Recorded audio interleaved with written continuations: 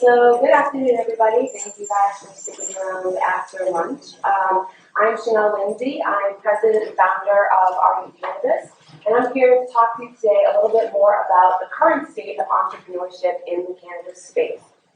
So the title of this portion of the symposium is Innovation Interrupted, Prohibition's Impact on Cannabis Consumer Tech and the Rise of the Empirical Entrepreneur.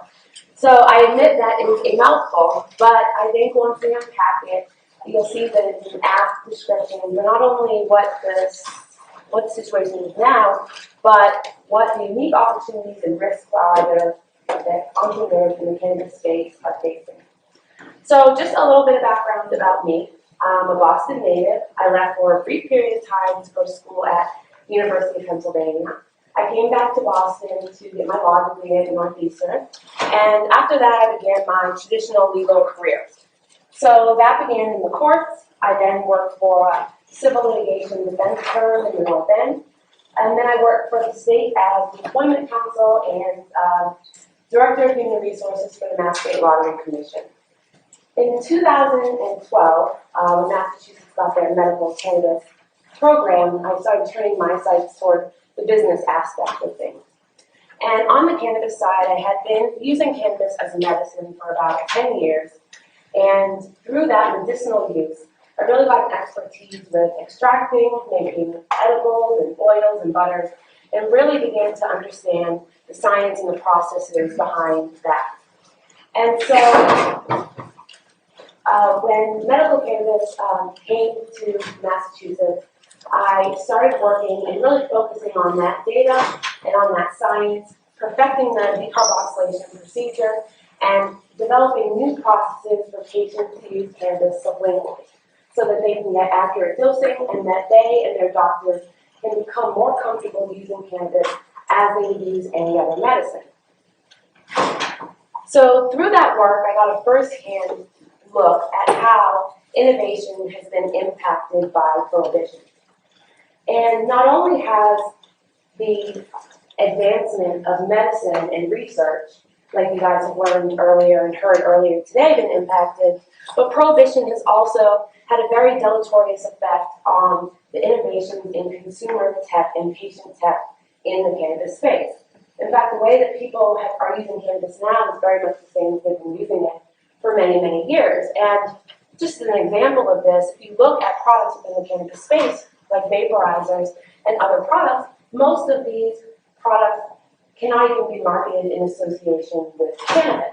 And so you can very clearly see in that instance, if you can't even connect your product to cannabis, how can you push understanding and innovation of the product? But all that is beginning to change. As you probably know, we have 23 medical states with real cannabis, medical cannabis programs, and we also have 4 states that actually have full legalization at this point.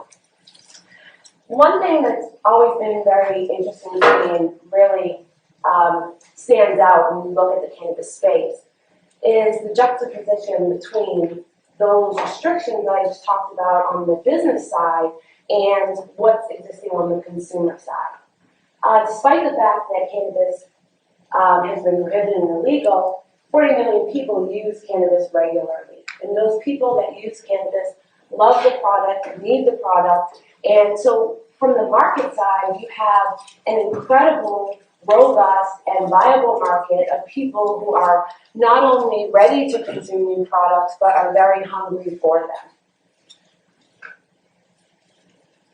And so how do you get into the cannabis space? How do you become a cannabis entrepreneur? And what are people encountering and how are people becoming successful in this industry? And so the timing of this symposium was impeccable. Right when I was getting ready to prepare my remarks to speak with you today, I was also traveling to Denver for the quintessential cannabis celebration, which is 420.